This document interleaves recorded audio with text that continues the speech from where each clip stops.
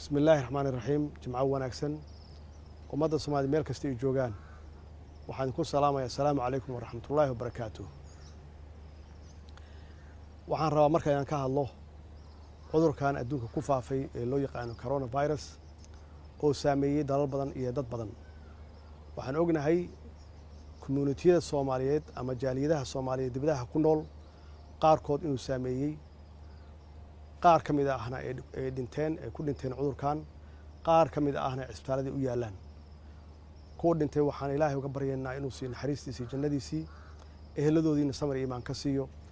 kuwa xanuunsan oo isbitaalada ku jirana waxaan Ilaahay uga baryaynaa inuu si degdeg ah uga kiciyo waxaan ugu maqaala ah ra'iisul wasaarihii hore Mudane Nuur Cadde inuu hadda u xanuunsan yahay isbitaalna u yaalo cudurkan Ilaahay waxaan uga rajaynaynaa ma uga baryaynaa inuu caafimaad degdeg ah siiyo kuwa kale oo Soomaaliya iyaguna xanuunsanna inuu Ilaahay ka kiciyo si dhaqsi ah uga kiciyo cudurkan waxa la xaqiijiyay inuu Soomaaliya soo gaaray 3 qofna uu ku dhacay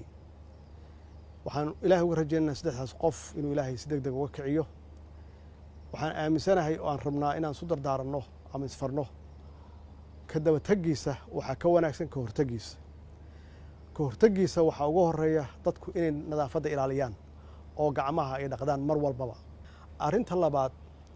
oo looga hortagi karo cudurkan wuxuu yahay in la kala durugsan yahay marka la wada joogo uu jiro space ama distance uu jiro si looga hortago in la isku daarto cudurkan faafa waxyaabaha keena waxa kamid ah marka la isu dhow yahay dadka neeftooda inay isgaarto in la isku qofaco ama la isku hintiso marka taas loo baahan yahay dadku inay kala durugsan yihiin oo space jiro tan saddexaad oo muhiimka waxay tahay haddii qofku uu kari karo inuu gurigiisa joogo uusan ka soo bixin hooygiisu ka soo bixin waxyaabaha ugu badan oo la isqaadsiyo waxa way baabuurta la isla soo fuulo iyo meelaha mujtamacu isugu yimaado waxaan kale ka dardaarmayaa dadku inaysan isugu imaan meelaha lagu kulmo ama meelaha bulshada isugu timaado maxaa yeelay meelaha ugu badan oo dadku ay ku kala qaadaan waa isu imaanshaha iyo soo dhawaanshaha waxaan ugu baaqayaa ummadeena meel kasta ay joogaan inaan cududeena isu geenno awoodeena isu geenno aan u wada jirno aan u midowno sidii aan uga hortagi lahayn cudurkan faafitaankiisa ummadda Soomaaliyeed meel kasta ay joogaan dibadda iyo gudahaba waxaan ugu baaqayaa inay raacaan ama u hoggaansamaan awaamiirta caafimaad iyo badqabkooda oo ah inay joogaan guryahooda